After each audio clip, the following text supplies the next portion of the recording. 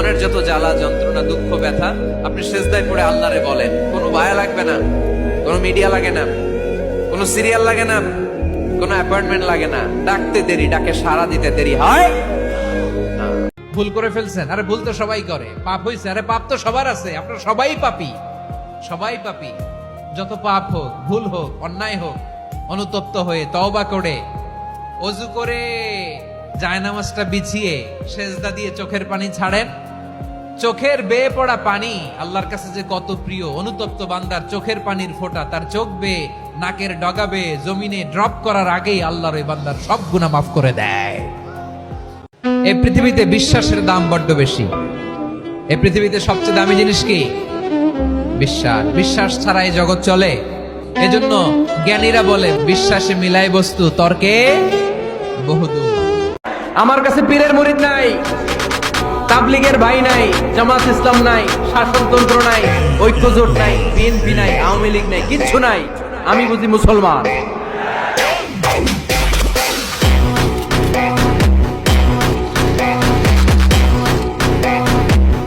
মনে রাখো, গোটা বিশ্বের সবাই যদি তোমার সাহায্য করতে চায় ততটুকুই করতে পারবে যতটুকু আল্লাহ তোমার নসিবে রেখেছে। গোটা বিশ্ব যদি তোমার বিরুদ্ধে ষড়যন্ত্রে দাঁড়িয়ে যায়, ক্ষতি ততটুকু করতে পারবে যতটুকু তোমার জন্য বরাদ্দ আছে। এর বাইরে কিছু করতে পারবে না। আওয়াজ করে বলেন ঠিক কিনা?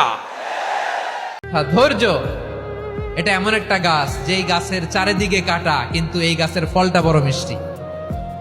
ধৈর্য এমন একটা গাছ যে গাছের চারিদিকে কাটা, কিন্তু এই গাছের ফল বড় মিষ্টি, সুমিষ্ট। ধৈর্য যদি ধরতে পারেন, এর ফলাফল দিব কে? আমরা 16 বছর ধৈর্য ধরছি না? এই ফলাফল আমাদেরকে আরশের উপর থেকে দান করেছে কে? বিপদ আসবে, জুলুম আসবে, একটু ধৈর্য ধারণ করবেন, ফলাফল পেয়ে যাবেন। ঠিক কিনা বলেন? সেজদায় পড়ে আল্লাহরে বলবেন, আল্লাহ এই পৃথিবীতে আমি ছাড়া তোমার গোলামের অভাব নাই, কিন্তু তুমি ছাড়া আমার দ্বিতীয় কোনো রব নাই। চারটা কথা আল্লাহর কাছে সবচেয়ে প্রিয়। একটা হচ্ছে সুবহানাল্লাহ, আর একটা হচ্ছে আলহামদুলিল্লাহ, আর একটা হচ্ছে লা ইলাহা ইল্লাল্লাহ, আর একটা হচ্ছে আল্লাহু আকবার। এই যে শুরুতে 3টা তাকবীর দিছি, এই তাকবীরটা আল্লাহর প্রিয় কথা। যে চারটার মধ্যে একটা আছে না নাই? আওয়াজ করে পড়েন আল্লাহু আকবার। সবচেয়ে প্রিয় আল্লাহর কাছে এই 4টা কথা। মসজিদে যখন ঢুকবেন, ডান পা দিয়ে ঢুকবেন, আর দোয়া পড়বেন, আউযু বিল্লাহিল আযীম ওয়া বিওয়াজহিল কারীম ওয়া সুলতানিহিল কদীম মিনাশ শাইতানির রাজীম। বিষ্ণু ইসা ইসলাম বললেন, যে ব্যক্তি মসজিদে ঢোকার সময় এই দোয়াটা পড়বে, শয়তান আফসোস শুরু করে। সে বলে, হায় হায়, আজকের দিনের জন্য, সারা দিনের জন্য তো তুই আমার ওয়াসওয়াসা থেকে বেঁচে। ফরজ সালাতের পরে এই দোয়াটা পড়ি কিনা ভাই? রদিতু বিল্লাহি রাব্বা, আল্লাহ তোমার রব হিসেবে পেয়ে খুশি। অবিল ইসলামী দীনা, ইসলামকে ধর্ম হিসেবে পেয়ে আমরা খুশি। এই দোয়াটা পড়ি, কিন্তু অর্থ বুঝি না, তাই হৃদয়ে লাগে না। ঠিক কিনা? এজন্য অর্থ জানার দরকার আছে না নাই?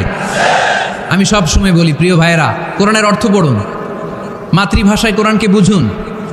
এই যে মোবাইলের ভেতরে এখন অ্যাপস পাওয়া যায়, এটারে বলে স্মার্টফোন।